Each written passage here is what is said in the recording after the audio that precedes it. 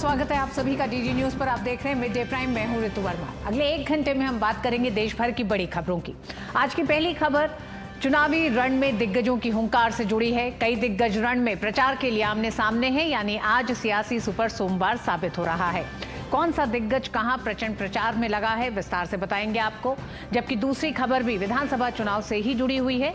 असम चुनाव में पाकिस्तान की एंट्री हो चुकी है। ये हम नहीं कह रहे, बल्कि सीएम हेमंता बिस्वा शर्मा का पंजाधारियों पर बड़ा आरोप है। पाकिस्तान की एंट्री से ये मुद्दा राजनीति के केंद्र में आ खड़ा हुआ है।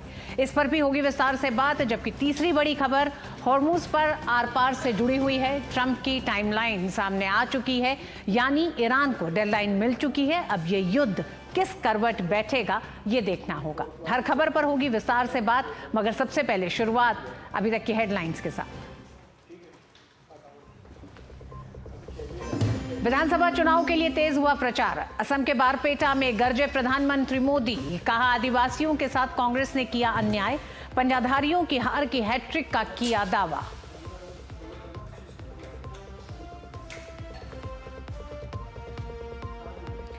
केरलम और पुदुचेरी में चुनाव प्रचार के रण में उतरे दिग्गज। अमित शाह ने किया मेगा रोड शो। थोड़ी देर में जनता को करेंगे संबोधित। प्रचार के लिए राहुल गांधी ने भी संभाला मोर्चा।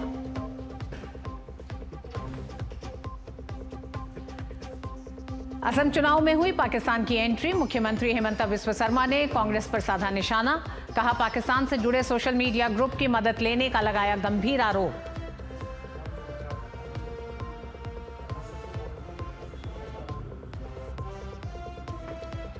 एलपीजी लेकर भारत आ रहा है ग्रीन आशा। ऊर्जा आपूर्ति के लिहाज से महत्वपूर्ण उपलब्धि। हॉर्मुज स्ट्रेट को पार करने वाला 9वां भारतीय जहाज।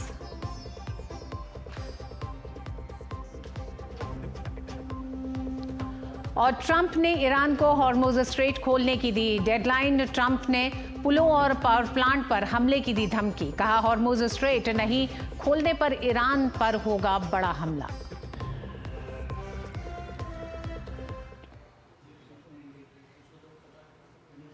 प्रधानमंत्री नरेंद्र मोदी ने भाजपा के 47वें स्थापना दिवस पर कार्यकर्ताओं को शुभकामनाएं दी। पीएम मोदी ने कहा कि पार्टी हमेशा से राष्ट्र प्रथम के सिद्धांत से प्रेरित होकर समाज सेवा में अग्रणी रही है। उन्होंने कहा कि भाजपा कार्यकर्ता निस्वार्थ सेवा, अटूट समर्पण और सुशासन के प्रति गहरी प्रतिबद्धता के लिए जाने जाते हैं। पीएम मोदी ने उन अनगिनत कार्यकर्ताओं को भी याद किया जिनके समर्पण और बलिदान ने दशकों से पार्टी के विकास को आकार दिया है। पीएम मोदी ने कहा कि 2029 के चुनाव नारी शक्ति वंदन अधिनियम की भावना के तहत हो, इसके लिए प्रयास किए जा रहे हैं। भारतीय जनता पार्टी ने वडोदरा में 1994 में महिला आरक्षण का प्रस्ताव पारित किया था। हमने ये भी तय किया था कि संगठन में ज्यादा से ज्यादा महिलाओं को आगे बढ़ाएंगे। और सरकार में आने के बाद हमने महिला आरक्षण का अपना वायदा पूरा करके दिखाया। अब हम पूरी शक्ति से जुटे हैं कि साल 2029 में नारी शक्ति वंदन अधिनियम की भावना के अनुरूप ही चुनाव हो। पीएम मोदी ने कहा कि कांग्रेस ने हमेशा एक परिवार को प्राथमिकता दी, जबकि भाजपा मां भारती के हर संतान को उचित सम्मान दे रही है। कांग्रेस ने हमेशा सिर्फ एक परिवार को प्राथमिकता दी, बाकी के साथ अन्याय किया, घोर अन्याय किया। जबकि भाजपा मां भारती के हर महान संतान को उचित सम्मान दे रही है। नेताजी सुभाष बाबू के नाम पर पराक्रम दिवस, अंडमान में उनकी प्रेरणा से द्वीपों के नाम, 26 जनवरी की परेड में आजाद हिंद फौज को सैल्यूट, ऐसे कितने ही काम हुए हैं जो कांग्रेस सरकार में सोचे तक नहीं जाते। खादी को पुनर्जीवित करना हो, स्वदेशी के लिए लोगों को फिर से जागरूक करना हो, भाजपा ने राष्ट्र की चेतना को नई ऊर्जा दी है, नई प्रेरणा दी है। भारतीय जनता पार्टी का 47वां स्थापना दिवस देश भर में पूरे उत्साह और जोश के साथ मनाया जा रहा है। इस मौके पर देश भर में कई कार्यक्रमों का आयोजन किया जा रहा है। भाजपा के राष्ट्रीय अध्यक्ष नितिन नवीन ने पार्टी नेताओं के साथ आज नई दिल्ली स्थित पार्टी मुख्यालय में ध्वजारोहण किया। इस दौरान परिसर में भारत माता की जय और वंदे मातरम के नारों से गूंज उठा। स्थापना दिवस के अवसर पर पार्टी नेताओं ने देश की एकता, अखंडता और विकास के प्रति अपनी प्रतिबद्धता दोहराई।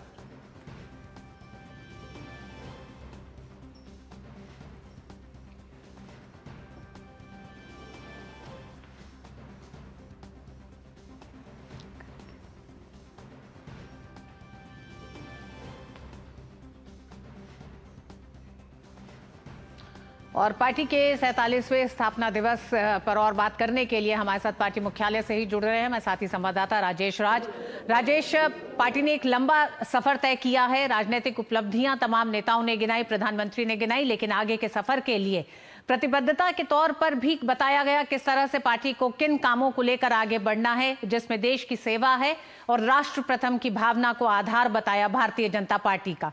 किस तरह से आने वाले सालों में, क्योंकि अब चुनौती ज्यादा बड़ी है, राजनीतिक जिम्मेदारियों के साथ साथ समाज में एक बड़े बदलाव के साथ विकसित भारत का लक्ष्य, तो किस तरह से देख रहे हैं? तमाम नेता संबोधित कर रहे हैं। प्रधानमंत्री ने कुछ बातों को कार्यकर्ताओं के साथ भी साझा किया।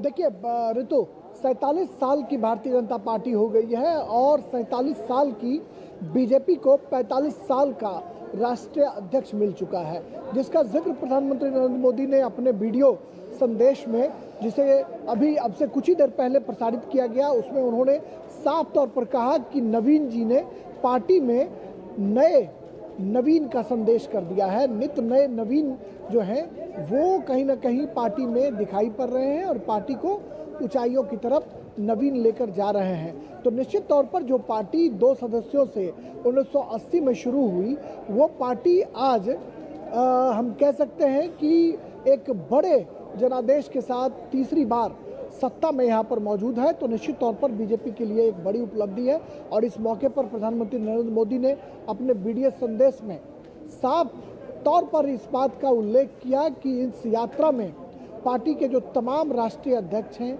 तमाम जो कार्यकर्ता हैं, उनका एक बड़ा रोल रहा है। वहीं बीजेपी के जो राष्ट्रीय अध्यक्ष हैं नितिन नवीन, उन्होंने इस मौके पर तमाम राष्ट्रीय अध्यक्षों को याद किया, कहा कि उनका हम अभिनंदन करते हैं और राष्ट्रीय अध्यक्ष बनने के तुरंत बाद नितिन नवीन के लिए ये पहला मौका है जब वो स्थापना दिवस समारोह का हिस्सा बन रहे हैं। और उन्होंने कहा कि श्यामा प्रसाद मुखर्जी का राष्ट्रवाद, पंडित दीनदयाल उपाध्याय का अंत्योदय और अटल बिहारी वाजपेयी का सुशासन, इन तीनों मूल मंत्र को अपनाकर प्रधानमंत्री नरेंद्र मोदी एक लंबी रेस के घोड़े बनकर उभरे हैं और वो लगातार देश को सफलता की सीढ़ियों पर पहुंचाने की कोशिश कर रहे हैं। नितिन नवीन ने यह भी कहा कि पार्टी जो है, पार्टी के जो असंख्य कार्यकर्ता हैं, उनके प्रति भी हम शुक्रिया अदा करते हैं। पार्टी के जो वरिष्ठ नेता हैं, उनके प्रति शुक्रिया अदा करते हैं कि उन तमाम लोगों ने अपने परिश्रम की पराकाष्ठा से पार्टी को यहाँ तक पहुँचाने का काम किया है। तो निश्चित तौर पर 47 साल की बीजेपी और 45 साल का राष्ट्रीय अध्यक्ष एक नए बदलते दौर में भाजपा को ले जाने की कोशिश की जा रही है। और दुनिया भर के मुल्क में जो पार्टी सबसे बड़ी पार्टी है, वो दुनिया भर के मुल्क के सबसे बड़े लोकतांत्रिक देश हिंदुस्तान के 45 साल के राष्ट्रीय अध्यक्ष और प्रधानमंत्री नरेंद्र मोदी की अगुवाई में देश को आगे ले जाने की जो परिकल्पना है, वह साफ तौर पर बीजेपी के स्थापना दिवस पर दिखाई पड़ रही है। पंडित दीनदयाल उपाध्याय और श्यामा प्रसाद मुखर्जी के प्रतिमा पर पुष्पांजलि के साथ ही ये कार्यक्रम शुरू हुआ। नितिन नवीन ने ध्वजारोहण भी किया और फिर पार्टी का जो मल्टीपर्पज़ हॉल है, जो ठीक हमारे पीछे है, उसमें कार्यक्रम अभी चल रहा है। भाजपा के राष्ट्रीय अध्यक्ष का संबोधन बखूबी किया जा रहा है और इस बात का जिक्र प्रधानमंत्री ने साफ तौर पर किया कि बंगाल और केरल में जिस तरीके से हिंसा के बावजूद पार्टी के कार्यकर्ता डटे हुए हैं, अपने पद से कभी डिगे नहीं, उसकी सराहना की जानी चाहिए। और पार्टी हिंसा का शिकार होने के बावजूद पार्टी के जो असंख्य कार्यकर्ता हैं, वो चट्टान की तरह राजेश, 47 साल में 1980 से 1980 में इस पार्टी की स्थापना हुई, सामाजिक आधार अपना तैयार किया, राजनीतिक वर्चस्व और राजनीतिक एक तरह से एक मुकाम हासिल करने में एक लंबा सफर लगा। लेकिन अगर 2014 के बाद से हम देखें तो सत्ता में 2 बार केंद्र में और आज की तारीख में देश के ज्यादातर राज्यों में भारतीय जनता पार्टी है। चुनौती 3 राज्यों की अभी भी बनी हुई है, पश्चिम बंगाल, केरलम और तमिलनाडु जैसे राज्यों को लेकर, जहां साथियों के साथ चुनाव लड़ा जा रहा है। ऐसे में 45 साल के नितिन नवीन पर क्या चुनौतियां ज्यादा बड़ी दिखाई देती हैं? क्योंकि पार्टी ने राजनीतिक सामाजिक तौर पर एक बड़ी उपलब्धि हासिल की 47 साल में। अब जब सफर है तो पुराने तमाम नेता अपनी एक बड़ी उम्र में पहुंच चुके हैं और नई पीढ़ी के साथ किस तरह से नितिन नवीन के सामने क्या वो बड़ी चुनौतियां दिखाई देती हैं पार्टी में? देखिए, नितिन नवीन के लिए चुनौतियां बहुत सारी हैं, लेकिन नितिन नवीन जिस तरीके से हम कह सकते हैं कि शालीनता और व्यवहार कुशलता की वो एक प्रतिमूर्ति है। चाहे छोटे उम्र के लोग हों या बड़े उम्र के लोग हों, उनके बीच सामंजस्य स्थापित करने में नितिन नवीन का कोई जोर नहीं है। और शायद यही वजह है कि उन्होंने इस बात का जिक्र किया कि जब मुरली मनोहर जोशी बिहार जाया करते थे और पार्टी के राष्ट्रीय अध्यक्ष होने के बावजूद वो पार्टी के साधारण कार्यकर्ता के घर पर बिना किसी कार्यक्रम के वो चला जाया करते थे, उनके दुख सुख में शामिल हुआ करते थे और ये चीज़ें नितिन नवीन को इंस्पायर करती हैं। उन्होंने कहा कि वो दौर भी मुझे याद है जब मैं छोटा था और नारे लगते थे, अटल आडवाणी कमल निशान, मांग रहा है हिंदुस्तान, अब की बारी अटल बिहारी।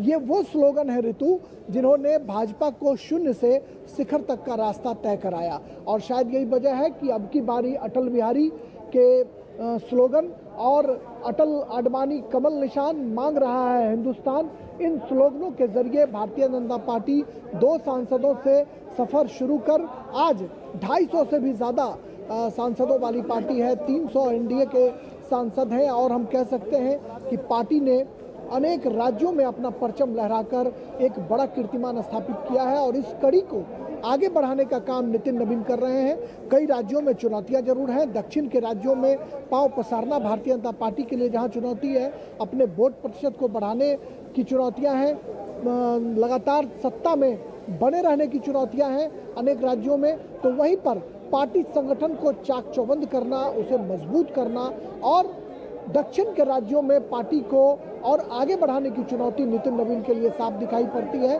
और अभी जो वर्तमान में जो चुनाव चल रहे हैं, इसमें पश्चिम बंगाल में, तमिलनाडु में, केरला में कैसे पार्टी अच्छा परफॉर्म करे, असम में दोबारा सत्ता में लौटे, इसके लिए पार्टी के कार्यकर्ता एड़ी चोटी का जोर लगा रहे हैं और नितिन नवीन लगातार दौड़ा कर इन राज्यों में अपनी दमदार उपस्थिति दर्ज कराने की कोशिश कर रहे हैं। तो हम कह सकते हैं कि 45 साल के एक युवा राष्ट्रीय अध्यक्ष के कंधों पर जिम्मेदारियां बहुत सी हैं, चुनौतियां बहुत सी हैं, लेकिन इन उन चुनौतियों से निपटने के लिए ही प्रधानमंत्री ने कहा कि भारतीय जनता पार्टी एकमात्र राजनीतिक पार्टी है जो देश को अपनी मां मानती है। और साथ ही उन्होंने ये भी कहा कि किस तरह से अगला पूरा हफ्ता जो है 6 तारीख से 12 तारीख तक स्थापना दिवस सप्ताह मनाया जाएगा, जिसमें जन कल्याणकारी योजनाएं, राष्ट्र प्रथम के उस संदेश को जन जन तक पहुंचाया जाएगा। बहुत बहुत धन्यवाद राजेश इस पूरी जानकारी के लिए।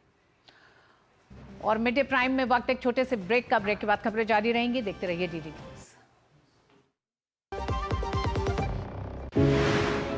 जब हमने वर्ल्ड कप जीता तो सिर्फ हमारी टीम नहीं जीती, पूरा देश जीत गया। उस पर हर खिलाड़ी और हर देशवासी गर्व महसूस कर रहा था। लेकिन ये जीत अचानक नहीं आई। वर्ल्ड कप के दौरान कोच और हमारा सपोर्ट स्टाफ हर टीम के आंकड़े और स्टैट्स इकट्ठा करते थे। इन्हीं आंकड़ों से हम रणनीति बनाते थे और फिर मैदान पर उतरकर उसे सच कर दिखाते थे। ठीक इसी तरह देश में जनगणना 2027 शुरू होने वाली है। जब एन्यूमरेटर आपके घर आए, उनका स्वागत करें। वो आपसे पूछेंगे कुछ सवाल, आपके जवाबों से एकत्र होंगे कुछ आंकड़े। फिर इन्हीं आंकड़ों के आधार पर देश बनाएगा नीतियां और योजनाएं, ताकि हर जन तक पहुंचे प्रगति और विकास। इसीलिए जब एन्यूमरेटर आपके घर आए तो उन्हें सही और सटीक जानकारी जरूर दीजिए, क्योंकि जैसे सही रणनीति से मैच जीता जाता है, वैसे ही सही आंकड़ों से देश आगे बढ़ता है। हमारी जनगणना, हमारा विकास।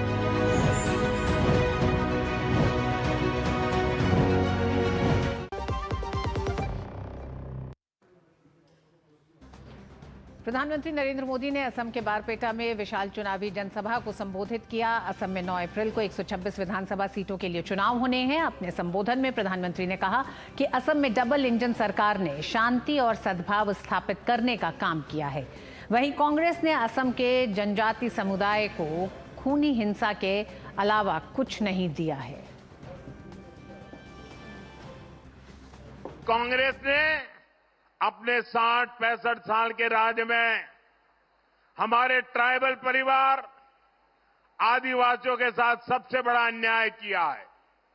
सबसे ज्यादा गरीबी अगर कहीं थी तो आदिवासी क्षेत्रों में रही, और हिंसा की, बम बंदूक की सबसे बड़ी समस्या कहीं थी वो आदिवासी क्षेत्रों में रही। देश के ट्राइबल समाज को कांग्रेस ने सिर्फ यही सब कुछ दिया। साथियों, कुछ साल पहले तक नॉर्थ ईस्ट में ही हर वर्ष औसतन 1000 से अधिक लोग उग्रवाद के कारण मारे जाते थे। बोडो क्षेत्र में क्या क्या हुआ है, हमें कितने लोगों को खोना पड़ा है, कितनी पीढ़ियों के सपने कुचले गए हैं, ये तो आपने बहुत निकट से देखा भी है और भुगता भी है। सालों साथ एक खूनी खेल चलता रहा, क्योंकि कांग्रेस की राजनीति, कांग्रेस का करप्शन इसी से फलता फूलता था। कांग्रेस कागजों पर समझौता करती थी, कागजों को लिखा देना, और जमीन पर आदिवासी समाज को धोखा देती थी। इसलिए कांग्रेस के समझौते टूट जाते थे। बोडो समाज के साथ उन्होंने ऐसा ही किया था। साथियों, हमारी सरकार ने ट्राइबल क्षेत्रों में विकास पर फोकस किया है। प्रधानमंत्री नरेंद्र मोदी ने कांग्रेस पर सेना के शौर्य को गाली देने का आरोप लगाया। उन्होंने कहा कि कांग्रेस ने हमेशा दुश्मनी के एजेंडों को हवा दी है। पीएम मोदी ने कहा कि कांग्रेस नेताओं का पाकिस्तान कनेक्शन देश पर भारी पड़ता है। यहां तो बहुत बड़ी संख्या में हमारे सैनिक परिवार भी रहते हैं। असम के वीरों ने देश के लिए अनेक बलिदान दिए, लेकिन कांग्रेस मोदी को नीचा दिखाने के लिए सेना के शौर्य को भी गाली देती है। सर्जिकल स्ट्राइक हो, एयर स्ट्राइक हो, हमने देखा है कि कांग्रेस ने हमेशा दुश्मनों के एजेंडे को ही हवा दी है। ऑपरेशन सिंदूर के दौरान भी हमारी सेनाओं ने पाकिस्तान को कुछ ही घंटों में घुटने टेकने पर मजबूर कर दिया था,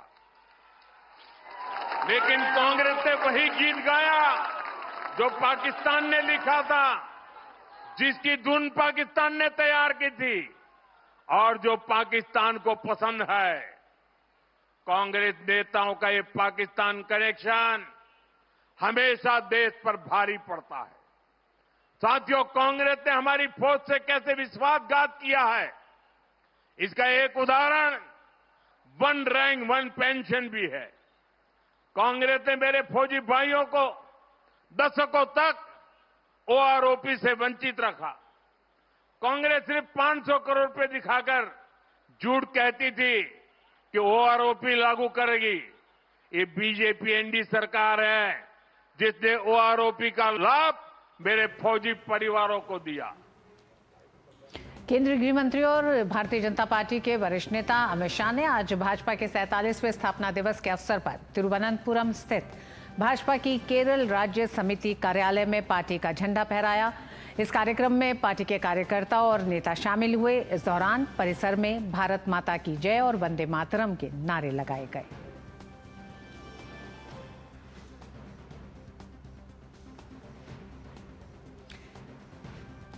केंद्रीय गृह मंत्री अमित शाह ने केरलम के अलपुजा में रोड शो भी किया। इस दौरान पार्टी समर्थकों की भारी भीड़ उमड़ी, जिससे पूरे शहर का माहौल उत्साह और जोश से भर गया। रोड शो के दौरान अमित शाह ने लोगों का अभिवादन किया।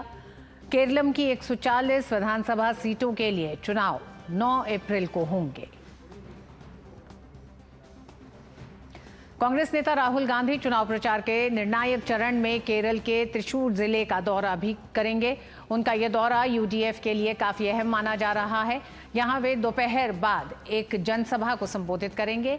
इस सभा में कोडंगलूर, कायपामंगलम, उल्लूर, पुथुक्कड़, चलाकुड़ी और इरिंजलाकुड़ा विधानसभा क्षेत्रों के यूडीएफ उम्मीदवार मौजूद रहेंगे। इसके बाद वे कुनमकुलम में बड़ी रैली करेंगे और चेक्कलरा, त्रिशूर, नाटिका, कुनमकुलम, वडकनेचेरी, मनालूर और गुरुवायूर के उम्मीदवारों के लिए प्रचार करेंगे।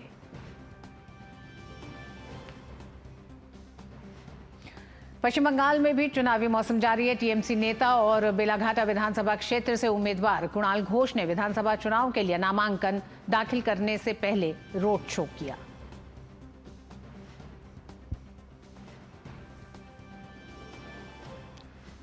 सभी राज्यों में चुनाव के हर रंग दिखाई दे रहे हैं। दिग्गजों का प्रचार है तो वहीं नामांकन दाखिल करने का अपना अपना शक्ति परीक्षण भी दिखाई दे रहा है।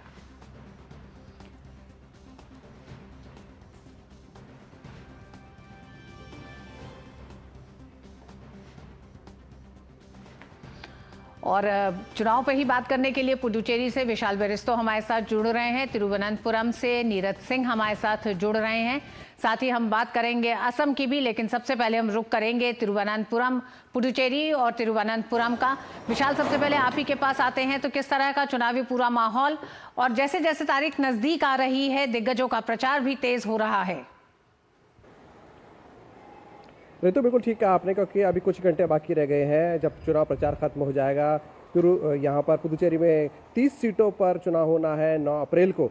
और अभी कुछ देर पहले हमने राहुल गांधी की चुनावी सभा को देखा है, और चुनावी सभा में राहुल गांधी ने बेरोजगारी भत्ता 2000 रुपये सबके लिए, 20 लाख का हेल्थ इंश्योरेंस और उसके साथ साथ स्टेटहुड के मुद्दे पर एक बार फिर से एनडीए सरकार को घेरने की कोशिश की है। लेकिन बड़ा सवाल ये है ऋतु कि वो अपनों को ही नहीं समझा पाए, और उनके अभी 6 बागी उम्मीदवार जो है वो मैदान में है, और उनके अलायंस पर खतरा मंडरा रहा है। बड़ी मुश्किल से अलायंस तय हो पाया था। डीएमके और कांग्रेस का 16 और 14 की सीटों के बीच बंटवारा हुआ, और राहुल गांधी ने डीएमके कैंडिडेट्स को भी अपनी जनसभा में साथ लेकर आए। लेकिन ये बताना वो लाजमी उनको नहीं लगा कि किस तरह से वो अपनों को ही समझाएंगे कि उनकी अलायंस पर खतरा ना हो। तो ये एक बहुत बड़ा चैलेंज रहेगा कांग्रेस के लिए, और एक ट्रायंगुलर कॉन्टेस्ट भी यहाँ पर डेवलप हो रहा है। हालांकि कितना वो कारगर साबित होगा ये बताना मुश्किल होगा, क्योंकि विजय की जो टीवी के पार्टी है उसने भी 30 सीटों पर अकेले चुनाव लड़ने का फैसला किया है।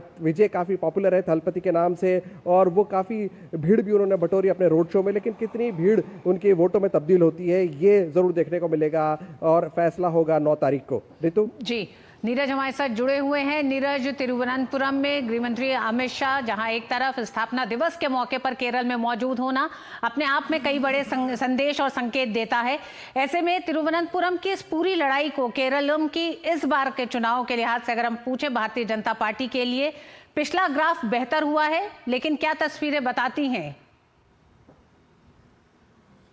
देखिए, बिल्कुल गृह मंत्री अमित शाह की उपस्थिति ये बताती है कि केरलम के जो भारतीय जनता पार्टी के कार्यकर्ता हैं उनमें एक उत्साह आया है, और बेहतर रणनीति के तौर पर अमित शाह को जाना जाता है। आधुनिक भारत के खासतौर से राजनीति के चाणक्य कहे जाते हैं।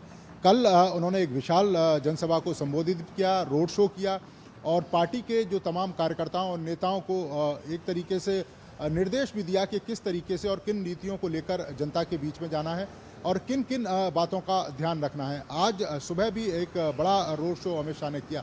आप देखें कि सीधा का सीधा जो प्रहार है वो एलडीएफ और यूडीएफ के ऊपर भारतीय जनता पार्टी कर रही है, और एक तीसरी ताकत के रूप में पार्टी उभरी है। और तिरुवनंतपुरम की जहाँ तक ऋतु जी आप बात कर रहे हैं, निश्चित तौर पर भारतीय जनता पार्टी को उत्साह है, क्योंकि आप देखें कि जो नगर निगम के चुनाव हुए थे 50 सीटें भारतीय जनता पार्टी ने 101 में से जीती थी, और अपना जो मेयर है वो बनाया था, और कहीं ना कहीं 40 साल का जो लेफ्ट का दबदबा था वो पार्टी ने एक तरीके से तोड़ दिया है तिरुवनंतपुरम में। अब तिरुवनंतपुरम में 14 विधानसभा सीटें हैं, और जिस पर अगर आप देखें 2021 में जो लड़ाई हुई थी वो यूडीएफ और एलडीएफ के बीच में हुई थी। 2016 में जरूर भारतीय जनता पार्टी ने नियमम से अपना जो खाता है वो खोला था, लेकिन 2021 में लूज कर गई। उसके बाद आप देखें कि भारतीय जनता पार्टी का जो ग्राफ है वो लगातार बढ़ा है। आप देखें कि त्रिशूर में लोकसभा की सीट भारतीय जनता पार्टी ने जीती, 12% से जो मतों का प्रतिशत था वो बढ़कर 18% तक पहुंच गया है, और अब भारतीय जनता पार्टी ने लक्ष्य रखा है कि 25% से ज़्यादा जो वोटिंग परसेंटेज है उसे हासिल करना है। आप देखें कि 12 से 13 सीटें ऐसी हैं जो 2021 के विधानसभा चुनाव हुए थे, जहां पर भारतीय जनता पार्टी जबरदस्त फाइट में थी और कुछ सीटों पर दूसरे नंबर पर थी। इस बार प्रधानमंत्री ने जिस तरीके से यहाँ रैलियां की हैं, रोड शो किया है और इसके साथ साथ जो जमीनी स्तर पर भारतीय जनता पार्टी के कार्यकर्ताओं को एक उत्साह मिला है, तो यहाँ पर भी केरलम के लोगों का ये मानना है कि अभी तक केवल 2 ही ध्रुव थे, यूडीएफ और एलडीएफ, और गेंद हमेशा उन्हीं के पाले में रहती थी।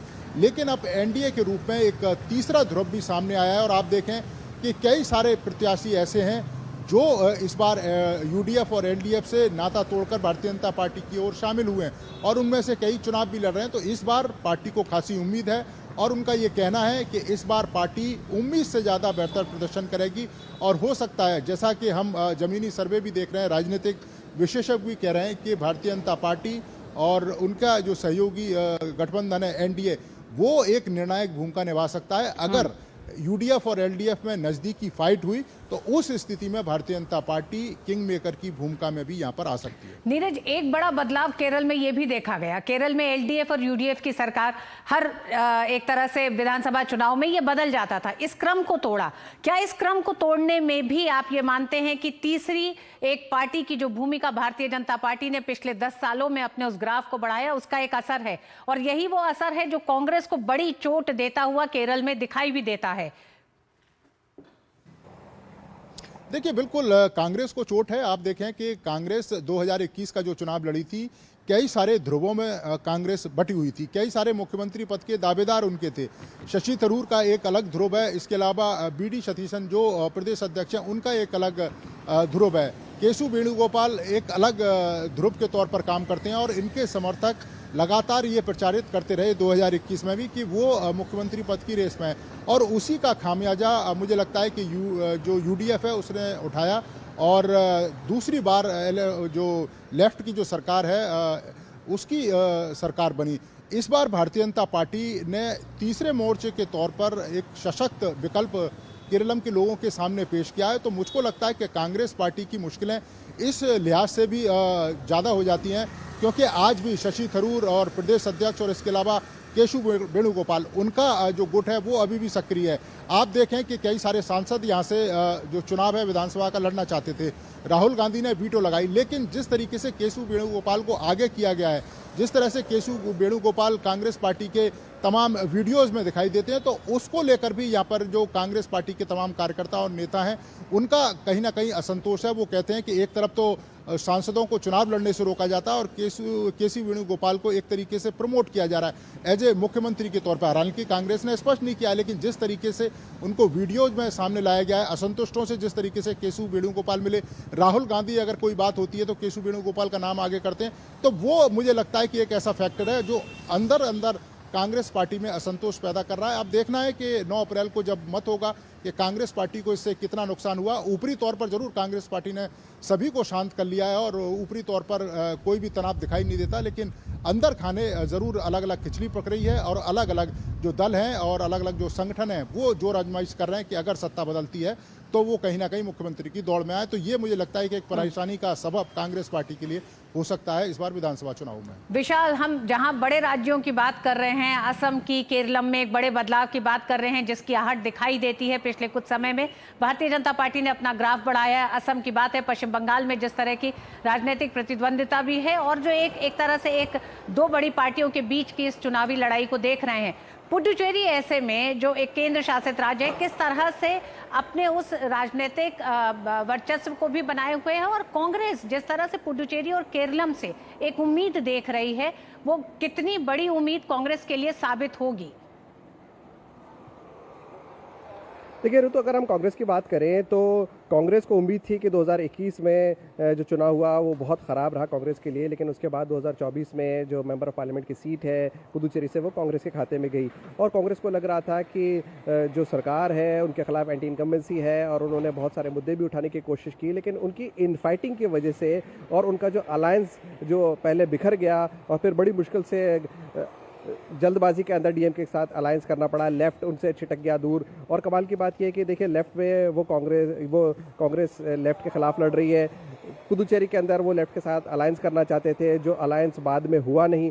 तो ये एक अजीब कन्फ्यूजन था जिसकी वजह से कांग्रेस को जो एडवांटेज मिला था पार्लियामेंट्री इलेक्शंस के अंदर, वो अब उनसे दूर होता हुआ नज़र आ रहा है। और कांग्रेस ने, राहुल गांधी ने आज एक इमोशनल कार्ड खेलने की भी कोशिश की कि पुदुचेरी के साथ मेरा पारिवारिक नाता है, जब भी मैं आता हूँ काफ़ी प्यार मिलता है। लेकिन जिस तरह से बीजेपी ने अपना पूरा प्लान तैयार किया, पूरा रोड मैप तैयार किया, उन्होंने जिस तरह से अपना विजन रखा, प्रधानमंत्री ने खुद आकर यहाँ पर रोड शो किया, अमित शाह आज तिरकनूर के अंदर एक जनसभा को संबोधित करने जा रहे हैं, और बीजेपी पूरे प्लान्ड वे में आगे बढ़ रही है। और एनआरसी, लोगों को ये पता है ज़रूर है कि एनआरसी भी कभी कांग्रेस का पार्ट होता था, वो भी उनसे अलग हो गया और अब उन्होंने अलग पार्टी बना ली और अब एनडीए का पार्ट है वो। असम के अंदर भी हमने देखा है, हेमंता बिस्वा शर्मा कभी कांग्रेस के साथ होते थे, अब उन्होंने कांग्रेस का हाथ छोड़ दिया है। तो धीरे धीरे कांग्रेस के लोग उन्हीं के हाथ छोड़कर जो है उनका सिंबल है उससे दूर जा रहे हैं। तो ऐसे में जो मतदाता है वो कंफ्यूज हो जाता है कि हम किधर जाएं। तो ऐसे में उनको ये लगता है कि कांग्रेस जो है वो एक डिवाइडेड हाउस है, जबकि एनडीए जो है वो पूरी तरह से यूनाइटेड है। उनके पास प्राइम मिनिस्टर है, एक विजन के साथ वो आगे बढ़ रहे हैं, उनके साथ अमित शाह है जो ठीक से प्लानिंग करते हैं। तो जब वोट डालने का टाइम आता है तो लोग जो है ऑटोमेटिकली एनडीए की तरफ चले जाते हैं और एक बार फिर से एनडीए ने पुदुचेरी के अंदर डबल इंजन सरकार का वादा किया है। तो ये सारी चीजें हैं का एक तरह से एक बड़ा अंतर जनता देख रही है और दोनों ही पार्टियां लगातार जनता के बीच में अपने विजन को लेकर पहुंच रही हैं। बहुत बहुत धन्यवाद नीरज, आपका भी, विशाल आपका भी हमारे साथ जुड़ने के लिए। और आइए अब बात होगी असम चुनाव की। पाक एंट्री में किसका हाथ? जी हां, अब विधानसभा चुनाव में पाकिस्तान की एंट्री हो चुकी है। असम के सीएम हेमंत बिस्वा शर्मा ने आज गुवाहाटी में एक प्रेस कॉन्फ्रेंस के जरिए कांग्रेस के पासपोर्ट वाले आरोपों का जवाब दिया और कहा कि कांग्रेस पार्टी के भीतर गहरे असंतोष और घबराहट को साफ दिखाती है कि जैसे जैसे असम जनादेश की ओर निर्णायक रूप से आगे बढ़ रहा है, इस तरह के हताश और बेबुनियाद हमले केवल उनके कमजोर होते जनाधार को ही उजागर करते हैं। हेमंता ने जानकारी देते हुए कहा कि कल मेरी पत्नी ने एफआईआर दर्ज कराई है और मुझे यकीन है कि पुलिस कानून की सही धारा में केस दर्ज करेगी और कार्रवाई करेगी। उन्होंने कहा, रिसर्च के दौरान हमने पाया कि कल हुई प्रेस कॉन्फ्रेंस का पूरा मटेरियल एक पाकिस्तानी सोशल मीडिया ग्रुप ने मुहैया कराया था। যোৱাকালি নিশা ৰিণিকী ভূঞা শৰ্মাই এফআইআৰ দাখিল কৰিছে। মই নিশ্চিত যে পুলিচে কেছ ৰেজিষ্টাৰো কৰিব আৰু পুলিচে এই ক্ষেত্ৰত নিজৰ সাংবিধানিক আৰু আইনী দায়িত্ব পালন কৰিব। কিন্তু গোটেই দিশটোত চিন্তনীয় বিষয় এটা হৈছে পাকিস্তানী এংগল। আমি আপোনালোকক ৱেবছাইটত দেখাম যে এই গোটেই ফলছ ডকুমেণ্টছ আৰু গোটেই ফলছ যিটো ডেটা এইখিনি ড্ৰ কৰা হৈছিল এটা পাকিস্তানী ছ'চিয়েল মিডিয়া গ্ৰুপৰ পৰা। और असम के इस चुनाव में जो नया मुद्दा सामने आ रहा है वो पाकिस्तान एंट्री का आ रहा है इस चुनाव में। हम जानते हैं कि चुनाव में मुश्किल से चुनाव प्रचार के खत्म होने में 24 घंटे का समय बाकी है। कल शाम 5 बजे चुनाव प्रचार खत्म होगा। ऐसे में नए मुद्दे की आहट क्या संकेत देती है? दीपक दीवान, वरिष्ठ पत्रकार, हमारे साथ जुड़ गए हैं। दीपक जी, सबसे पहले आप ही से समझना चाहेंगे, आपने इतने चुनाव असम में देखे हैं, सत्ता परिवर्तन देखा है, क्या इस तरह का भी माहौल होता है कि जिस तरह से पाकिस्तान को लेकर दोनों ही एक तरह से पार्टियां एक दूसरे पर हमलावर हैं, ये पाकिस्तान की एंट्री क्या कहती है असम चुनाव में? देखिए, सबसे पहले तो मैं एक चीज़ बताना चाहूँगा आपके दर्शकों को कि जो कांग्रेस पार्टी असम में है बिल्कुल बौखलाई हुई है। 17 मार्च को कांग्रेस पार्टी के एक दिग्गज नेता जो आधी सेंचुरी कांग्रेस में रह के बीजेपी ज्वाइन कर गए, प्रद्युत बोरदोलाई, जिन्होंने 1975 में कांग्रेस को ज्वाइन किया था एज ए यंग लीडर। अब उसके बाद वो 4 चुनाव लड़े, असेंबली वो जीते, फिर 2 बारी एमपी का इलेक्शन भी लड़ा, वो भी जीते। उन्होंने 17 मार्च को कांग्रेस को छोड़ के बीजेपी का दामन थाम लिया। और उनसे कुछ दिन पहले ही जो वहाँ के प्रदेश कांग्रेस चीफ थे भूपेन कुमार बोरा, वो भी कांग्रेस पार्टी को छोड़ के बीजेपी में आ गए। उसके बाद देखिए, कांग्रेस के पास वहाँ कोई मुद्दा नहीं है इलेक्शन का। बीजेपी जो है उनका मुद्दा इलेक्शन का सिर्फ डेवलपमेंट है। क्योंकि डेवलपमेंट जो हुआ है दिख रहा है, उसी को लेके वो वहाँ पर प्रचार कर रहे हैं, उसी के लिए ही वो वोट मांगेंगे और उनको वोट भी मिलेंगे। मगर जहाँ तक ये बात है, ये पहली बार हमने देखा है कि असम इलेक्शन पे पाकिस्तान चैनल पे या सोशल मीडिया में वहाँ पे 10 दिनों में 11 बार डिस्कशन हुई, जैसे वहाँ के असम के मुख्यमंत्री बोल रहे हैं। वहाँ क्या इंटरेस्ट है पाकिस्तान का असम में? आज तक पहले कभी नहीं हुआ।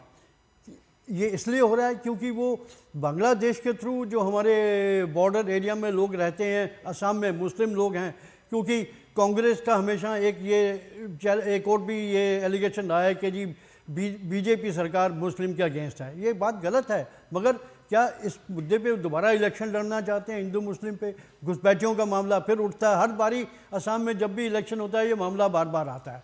मगर जहाँ तक पाकिस्तान की बात है, ये दीपक दीवान जी इस पर और बात करेंगे, लेकिन उससे पहले आइए सीधे लिए चलते हैं असम, जहां प्रधानमंत्री नरेंद्र मोदी एक जनसभा को संबोधित कर रहे हैं। दूसरे राज्यों पर निर्भर था। असम में आए दिन बिजली संकट रहता था। असम की बिजली कंपनियां घाटे में थी। आप इंटरनेट पर पुरानी खबरें खोजोगे तो यही सब मिलेगा। बिजली की कमी से न तो ठीक से खेती हो पाती थी और न ही यहां इंडस्ट्री लग पाती थी। साथियों, डबल इंजन सरकार असम के तेज विकास के संकल्प के साथ काम कर रही है। हमने स्थिति को बदल दिया है।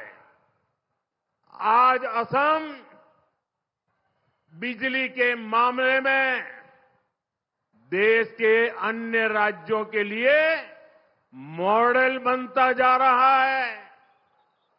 बीते 10-11 वर्षों में असम के उन लाखों परिवार तक भी बिजली पहुंची है जो सालों साल से बिजली कनेक्शन का इंतजार कर रहे थे।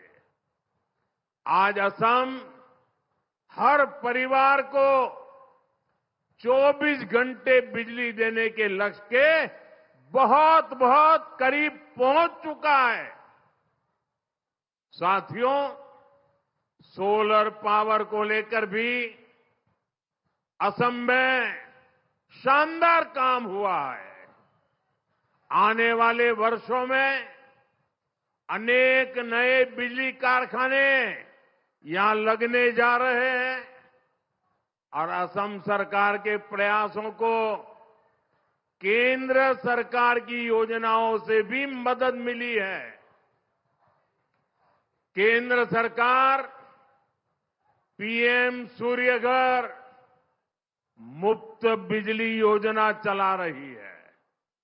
इसके तहत छत पर सोलर पावर लगाने के लिए सरकार 70-80 हजार रुपये दे रही है एक एक परिवार को, और असम के 1 लाख परिवारों को ये पैसे मिल चुके हैं। ये परिवार जुड़ चुके हैं। अब इन परिवारों को उनका जो बिजली का बिल है ना, वो 0 हो रहा है, 0 बिजली बिल। इसका लाभ आगे आपको भी मिलेगा। साथियों, बीते वर्षों में असम ने बिजली उत्पादन में भी बहुत ही प्रशंसनीय काम किया है। कुछ दिन पहले ही मुझे दीमा, हसाओ और पश्चिम कार्बी आंगलोंग जिलों में स्थित लोअर कौपिली जल विद्युत परियोजना का लोकार्पण करने का अवसर मिला था। इससे हर साल 45 करोड़ यूनिट अधिक बिजली असम को मिलेगी। साथियों, जिस क्षेत्र में बिजली होती है, जिस राज्य में बिजली होती है, वहां उद्योग बढ़ने लगते हैं, नया निवेश आने लगता है। इसलिए आज असम में नए नए कारखाने आ रहे हैं और जब ये सब विकास होता है तो उसका सबसे बड़ा लाभ ये मेरे नौजवानों को मिलता है, रोजगार मिलता है। अपने ही गांव में, अपने ही इलाके में रोजगार मिल जाता है। पड़ोस में ही मोरीगांव जिले में आप देखिए, सेमी कंडक्टर की बहुत बड़ी फैक्ट्री पर काम चल रहा है। यहां बनने वाली चिप से इस पूरे क्षेत्र में इलेक्ट्रॉनिक से लेकर इलेक्ट्रिक व्हीकल तक अनेक नए कारखानों के लिए रास्ता खुलेगा। और जब यहां उद्योग आ रहे हैं तो जैसा मैंने कहा, इसका सीधा मतलब यहां असम के युवाओं के लिए रोजगार के नए अवसर भी बन रहे हैं।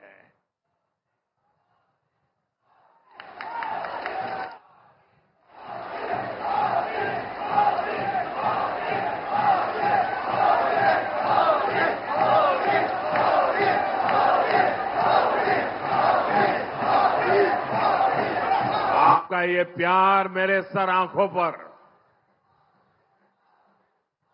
साथियों, मैं आज ये दृश्य देख रहा हूं, ये पंडाल में जितने लोग हैं उससे डबल लोग बाहर हैं।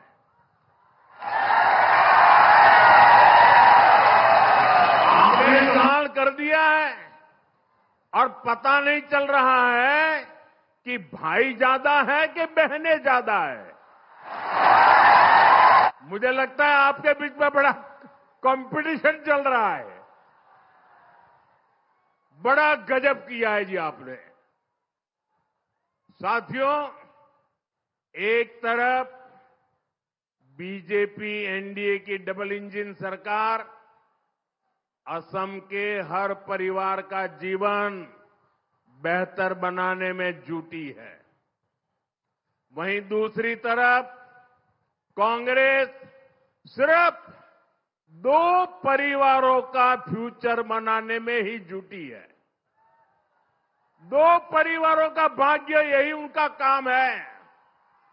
एक परिवार है दिल्ली में रहने वाला शाही परिवार और दूसरा यहां असम में एक परिवार है। इनका नारा है फैमिली फर्स्ट। प्रधानमंत्री नरेंद्र मोदी होजाई असम में चुनावी जनसभा को संबोधित कर रहे थे, जहां 10 साल में भारतीय जनता पार्टी के काम को गिनाया, जनता के सामने रखा। तो वहीं दूसरी तरफ परिवारवाद को लेकर एक बार फिर कांग्रेस पर हमलावर हुए। दीपक दीवान हमारे साथ स्टूडियो में मौजूद हैं, वरिष्ठ पत्रकार। दीपक जी, आपने भी सुना कि एक तरफ हम देख रहे हैं हेमंत बिस्व शर्मा, प्रधानमंत्री नरेंद्र मोदी और भारतीय जनता पार्टी के तमाम नेता जनता के बीच में 10 साल में किए काम को लेकर पहुंच रहे हैं, लेकिन दूसरी तरफ राहुल गांधी जब अपनी जनसभा में, चुनावी रैली में ये कहते हैं कि सत्ता में आते हैं तो हेमंत बिस्व शर्मा को सबसे पहले जेल भेजेंगे। ये किस तरह से आप 2 राजनीतिक पार्टियों के उस रोड मैप और विजन को देखते हैं? ये एक बड़ी इमेच्योर बात है, क्योंकि ये मेच्योरिटी की बात नहीं कर रहे वो। आप ऐसे बात कर रहे हैं जैसे आप कोई एक दूसरे ने, किसी ने क्राइम किया और आप उसके लिए बोल रहे हैं। अगर आपको लोग नहीं चुन रहे हैं तो आप ये पता करिए कि पता लगाने की कोशिश करो कि आपको वहाँ पे चुनाव में क्यों नहीं जितवा रहे लोग। उसकी बजाय अगर आप ये कहना शुरू कर दो कि हम ये कर लेंगे, वो करेंगे, हम देख लेंगे, पार्टी में इलेक्शन के बाद पावर में आएंगे तो आपको ये करेंगे, इससे लोग इनसे और नफरत करेंगे। ये इनको जानना चाहिए। देखिए, मैं एक चीज़ उदाहरण देना चाहता हूँ। जब कांग्रेस के प्रधानमंत्री थे डॉक्टर मनमोहन सिंह, जो असम से ही निर्वाचित होते थे, नॉमिनेट होते थे राज्यसभा के लिए, वो कितनी बार पूरे नॉर्थ ईस्ट में अपने कार्यकाल के दौरान गए। आप प्रधानमंत्री मोदी को देख लीजिए, मेरे ख्याल से 60-70 बार ही तो जा चुके होंगे वहाँ। कोई और दूसरा प्रधानमंत्री शायद नॉर्थ ईस्ट में कभी इतने बार नहीं गया। और ये एक चीज़ है जो लोग वहाँ के समझते हैं, और लोग इसीलिए मोदी जी जब वहाँ जाते हैं उनको देखिए कैसा उनका वेलकम होता है, उन मोदी जी की बॉडी लैंग्वेज ही चेंज हो जाती है पूरी नॉर्थ ईस्ट में। दीपक दीवान जी, लेकिन इस बार के चुनाव को आप किस तरह अलग देख रहे हैं? असम का चुनाव एक बड़े राजनीतिक परिवर्तन के साथ 10 साल से है, लेकिन 10 साल में एंटी इनकम्बेंसी, हालांकि हम देखते हैं 2014 के बाद से एंटी इनकम्बेंसी टर्म को ही प्रो इनकम्बेंसी में बदल दिया भारतीय जनता पार्टी में। कई राज्यों में भारतीय जनता पार्टी 2-2 बार चुन के आई है, लेकिन तीसरा चुनाव बहुत ज्यादा चुनौतीपूर्ण माना जाता है किसी भी राज्य में किसी भी राजनीतिक पार्टी के लिए। देखिए, जहाँ तक एंटी इनकम्बेंसी की बात कर रहे हैं, मैं नहीं मानता कि there is anti incumbency factor Assam में है। असम में मैं तो इस बात पे कहना चाहूँगा कि पिछले 2 चुनाव में 2021 में और सॉरी ये जो 2 लोकसभा जो राज्यसभा इनके चुनाव हुए थे 2016 में और 2021 में, दोनों बार बीजेपी की खुद की सीटें 60-60 रही। इस बार देखना होगा कि बीजेपी अपनी सीटें 60 से कितना आगे बढ़ाती हैं। और जहाँ तक उसकी बात कर रहे हैं, मुझे कोई नहीं लगता कि कोई इलेक्शन में मुद्दा है। मुद्दा तो ये कांग्रेस पार्टी बना रही है, क्योंकि 3 दिन इलेक्शन के पहले आप कह रहे हैं कि उनकी पत्नी का 3 पासपोर्ट है। अरे कैसे हो लेकिन सकता है? दीपक दीवान जी, क्या आप ये मानते हैं कि ये सिर्फ एक राजनीतिक मुद्दा नहीं बन के रहेगा? बिल्कुल, क्योंकि ये बड़ा आरोप है अगर हेमंत बिस्वा शर्मा की पत्नी पर लगाया, और उनकी पत्नी ने एफआईआर दर्ज कराई है, जिसका कि आज प्रेस कॉन्फ्रेंस करके हेमंत बिस्वा शर्मा ने खुलासा किया है। देखिए, दूसरी बात यह है कि असम के लोग भी जानते हैं, पढ़े लिखे लोग हैं और वो आगे प्रगतिशील लोग हैं, और उनको प्रगति चाहिए। इस तरह की जो जो इस तरह की पॉलिटिक्स में वो दे डोंट लाइक, उनको नहीं पसंद इस तरह की राजनीति। तो मेरे ख्याल से इसका कोई असर नहीं होगा। और जहाँ तक ये बात है, इसका उन्होंने एफआईआर करी है, जांच करेंगे तो ये उसमें क्लियर आ जाएगा। कोई एक पासपोर्ट की मैंने सुना फोटोकॉपी सर्कुलेट हो रही है जिसमें उनका नाम शर्मा लिखा है, SHARMA, जबकि उनका शर्मा के स्पेलिंग है SARMA। जी हाँ, बड़ा आरोप हेमंत बिस्वा शर्मा ने लगाया है कि कांग्रेस लगातार पाकिस्तानी तमाम सोशल मीडिया के साथ प्रभावित, उनकी वो प्रेस कॉन्फ्रेंस थी जिसे पवन खेड़ा ने किया, साथ ही साथ पाकिस्तान के कनेक्शन को लेकर भी हेमंत बिस्वा शर्मा खुलकर बोले हैं। बहुत बहुत धन्यवाद दीपक दीवान जी हमारे साथ जुड़ने के लिए इस मसले पर। Thank you. और आइए बात करेंगे अमेरिका और ईरान की। अमेरिकी राष्ट्रपति डोनाल्ड ट्रंप ने ईरान को अपशब्द कहते हुए हॉर्मुज स्ट्रेट नहीं खोलने पर बड़ा हमला करने की धमकी दे दी है। उन्होंने कहा कि अगर ईरान ने हॉर्मुज नहीं खोला तो वो उसे नरक बना देंगे। इसके साथ ही उन्होंने ईरान में पावर प्लांट और पुलों पर हमला करने की बात कही है। ट्रंप ने सोशल मीडिया पर लिखा, ईरान में मंगलवार को पावर प्लांट डे और ब्रिज डे एक साथ होगा, यानी हमला होगा। ईरान हॉर्मुज खोल दे, नहीं तो नरक जैसे हालात में पहुंच जाएगा। इसके कुछ घंटों बाद उन्होंने ईरान पर हमले की समय सीमा बढ़ाने का संकेत दिया। उन्होंने सोशल मीडिया पर लिखा, मंगलवार रात 8 बजे ईस्टर्न टाइम। ट्रंप के इस पोस्ट को ईरान पर अमेरिकी हमले की डेडलाइन के रूप में देखा जा रहा है। अमेरिका ने गुरुवार को ईरान की राजधानी तेहरान को कुराश शहर से जोड़ने वाले B1 हाईवे ब्रिज पर हमला किया था। ये पुल इसी साल शुरू हुआ था। इसे मिडिल ईस्ट का सबसे ऊंचा पुल माना जाता है। करीब 1050 मीटर लंबे और 136 मीटर ऊंचे इस पुल को बनाने में लगभग $400 मिलियन, करीब अगर भारतीय उसमें हम बात करें मूल्य में 3800 करोड़ रुपए खर्च हुए थे। ईरान ने अमेरिका को सख्त चेतावनी दी है कि अगर उसके इंफ्रास्ट्रक्चर पर हमला किया गया तो वह उसी तरह जवाब देगा। ईरान के विदेश मंत्रालय के प्रवक्ता इस्माइल बगाई ने कहा है कि ईरानी सेना किसी भी हमले की स्थिति के लिए तैयार है। विदेश मंत्रालय ने कहा कि इस तरह के हमले युद्ध अपराध की श्रेणी में आते हैं। बगाई ने कहा कि जवाबी कार्रवाई में उन सभी ठिकानों को निशाना बनाया जाएगा जो अमेरिका के हैं या किसी भी तरह अमेरिका की मदद करते हैं।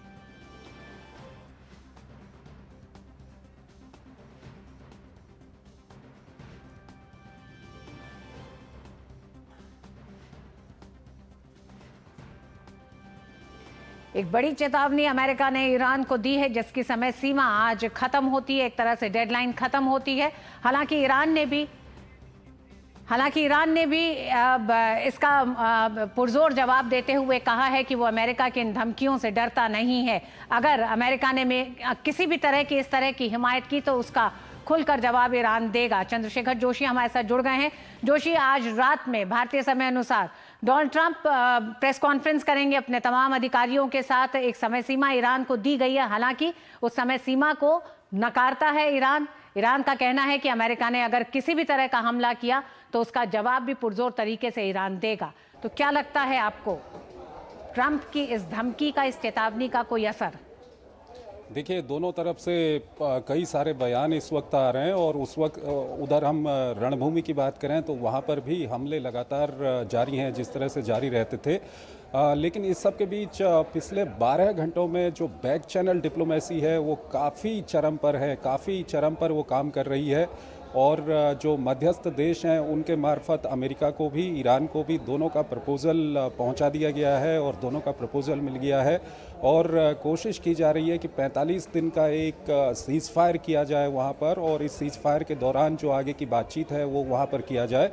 तो अगले जो 8 से 10 घंटे हैं वो काफ़ी क्रूशियल हैं और हो सकता है कि कोई एक अच्छी खबर सीज़ फायर को लेकर के या शांति को लेकर के आ जाए।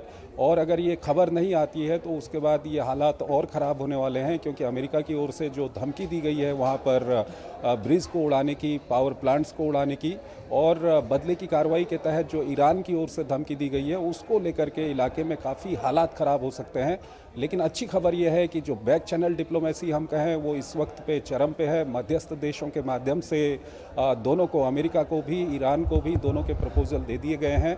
और वहीं जो राष्ट्रपति ट्रंप के दूत हैं विटकॉफ और ईरान के विदेश मंत्री अब्बास अरागची, बताया जा रहा है कि वो सीधे संपर्क में है। टेक्स्ट मैसेज के जरिए दोनों नेताओं में बातचीत हो रही है। तो अगले 8 से 10 घंटे काफ़ी क्रूशियल होने वाले हैं। बहुत बहुत धन्यवाद चंद्रशेखर इस पूरी जानकारी के लिए। ये एक सुखद खबर है कि बैक चैनल डिप्लोमेसी में किसी तरह के समाधान या फिर इस गतिरोध को दूर करने पर बात एक तरह से एडवांस स्टेज पर देखी जा रही है। बहुत बहुत धन्यवाद। बात खेल जगत से। आईपीएल में रॉयल चैलेंजर्स बेंगलुरु ने चेन्नई सुपर किंग्स को 43 रनों से हराकर अपनी जीत के सिलसिले को कायम रखा है। रविवार को खेले गए हाई वोल्टेज मुकाबले में आरसीबी ने देवदत्त पडिक्कल और टिम डेविड की अर्धशतकीय पारियों की मदद से 20 ओवर में 3 विकेट पर 250 रन बनाए। जवाब में चेन्नई की टीम 19.4 ओवर में सिर्फ 207 रन ही बना सकी और ऑल आउट हो गई। और इसी खबर पर और बात करने के लिए हमारे साथ गौरव जुड़ गए हैं। गौरव, इन खबरों पर और विस्तार से बताएं कि किस तरह से इस मुकाबले को दिलचस्प बनाया है। बिल्कुल ऋतु, शुक्रिया। और जिस तरह की ये खबर थी कि आरसीबी ने जिस तरह से अपने जीत के कैंपेन को, जो कि अभी चैंपियन भी चल रही है, मौजूदा चैंपियन है आरसीबी की टीम, उसने शानदार तरीके से एक बार फिर से जीत हासिल की और चेन्नई सुपर किंग्स को हराया। तो देवदत्त पडिक्कल ने यहाँ पे महज 29 गेंदों का सामना करते हुए शानदार अर्धशतकीय पारी खेली और अपने आप को एक नए मुकाम पर भी उन्होंने पहुंचाया। इसके साथ ही अगर बात करें तो चेन्नई सुपर किंग्स के खिलाफ चिन्नास्वामी में मुकाबले के दौरान आरसीबी के तेज गेंदबाज भुवनेश्वर कुमार ने एक खास मुकाम हासिल किया। उन्होंने आईपीएल में अपने 200 विकेट पूरे कर लिए। वे ये कारनामा करने वाले पहले तेज गेंदबाज भी बन गए। उनसे पहले किसी भी तेज गेंदबाज ने आईपीएल के इतिहास में 200 विकेट नहीं लिए थे। इसके अलावा विकेटों का दोहरा शतक लगाने वाले वे मात्र दूसरे गेंदबाज हैं। उनसे पहले स्पिनर युजवेंद्र चहल ने 200 विकेट चटकाए हैं। भुवनेश्वर ने अपने पहले ही ओवर में आयुष मात्रे को 1 रन के स्कोर पर आउट किया। इसी के साथ उन्होंने 200 विकेट पूरे किए।